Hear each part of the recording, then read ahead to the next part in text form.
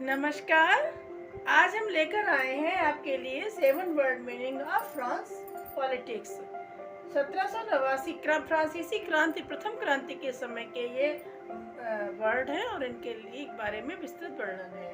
पहला वर्ड है हमारा स्टेट्स। फ्रांस में समाज 3 भागों में विभाजित था जो कि स्टेट्स कहलाते थे। इसमें स्टेट सेकंड और स्टेट थर्ड होती थी।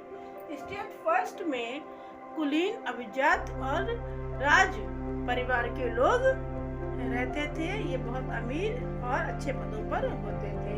स्टेट सेकंड में मध्यम वर्गीय, इसमें उच्च मध्यम वर्गीय और निम्न मध्यम वर्गीय लोग होते थे जो कि बुद्धिजीवी लोग होते थे और ये ज़्यादातर नौकरी पेशा लोग होते थे। स्टेट थर्ड में पीजेंट्स होते थे जो किसान, मजदूर और इसी में गरीबी की रेखा के नीचे अत्यधिक गरीब लोग भी स्टेट थर्ड में होते थे। राजनीति में भाग लेने वाले या विशेषाधिकार प्राप्त व्यक्ति केवल स्टेट फर्स्ट के होते थे। स्टेट सेकंड के पास पैसा तो था लेकिन उतना सम्मान और अधिकार नहीं थे जितने कि स्टेट फर्स्ट के पास थे। और स्टेट थर्ड जो था वो बहुत गरीबी में कष्टमय जीवन व्यतीत कर रहा था, परंतु करों का सर्वाधिक बोझ स्टेट थर्ड के ही ऊपर था। स्टेट फर्स्ट सामान्यतः सभी करों से मुक्त था। करों का अधिकतर भाग स्टेट सेकंड और स्टेट थर्ड के ऊपर था। करों का बोझ वहन करने का मुख्य साधन जो थे वो स्टेट सेकंड और थर्ड के लोग थे, जिसमें कि स्टेट सेकंड के लोग तो सामान्यतः आसानी से टैक्स पे कर देते थे, लेकिन स्टेट थर्ड के अधिकांश लोग जिनके पास 2 वक्त की रोटी नहीं थी खाने के लिए, उनके लिए करों का भार असहनीय था। वर्ड है स्टेट जर्नल या नेशनल असेंबली अथवा कन्वेंशन। स्टेट जर्नल या नेशनल असेंबली फ्रांस की संसद को कहा जाता था। इसमें मुख्य रूप से स्टेटस फर्स्ट का ही बोलबाला था। फ्रांसीसी क्रांति के पहले फ्रांस की जनता ये चाहती थी कि मध्य वर्ग के प्रतिनिधि भी स्टेट जर्नल में आए, जिसके लिए वो राजा से बात करना चाहती थी। उस समय राजा थे लुई 16, जिन्होंने बात करने से इनकार कर दिया था। तो इसके बाद में जब क्रांति के बाद में गणतंत्र की स्थापना की गई, तो इसको कहते हैं स्टेट जर्नल या नेशनल असेंबली या कन्वेंशन। ये फ्रांस की संसद को कहा जाता है।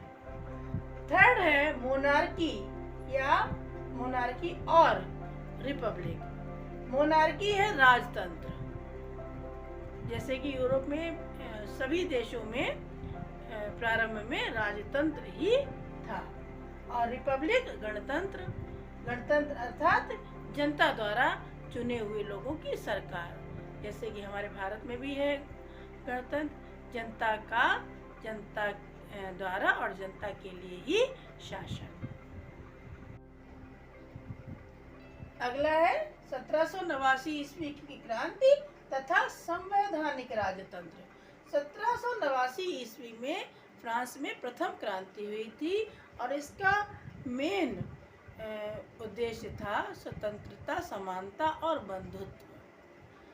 1789 ईस्वी की क्रांति के बाद में फ्रांस में संवैधानिक राजतंत्र स्थापित हुआ। कुछ समय के लिए संवैधानिक राजतंत्र रहा, जिसमें राजा ने संविधान को मंजूरी दी और सभी के समान अधिकारों की स्वीकृति प्रदान की।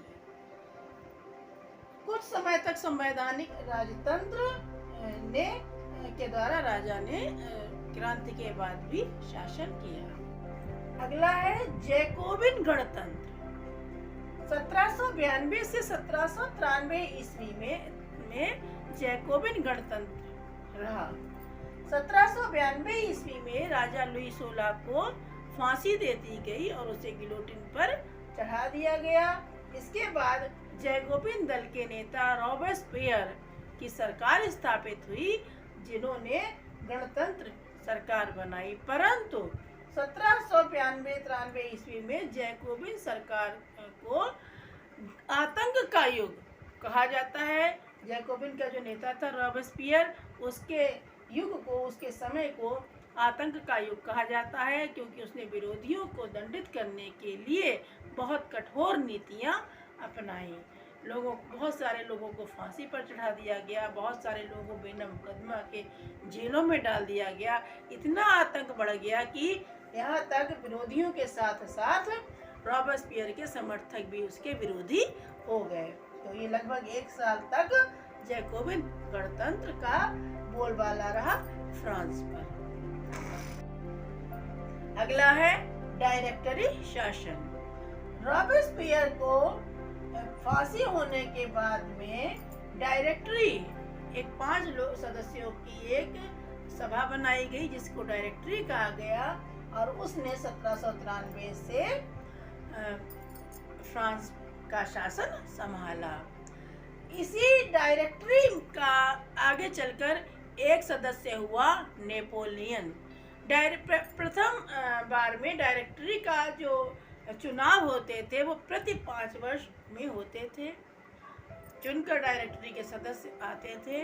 और इसके बाद में नेपोलियन ने डायरेक्टरी के चुनाव 10 साल के लिए कराना प्रारंभ कर दिया।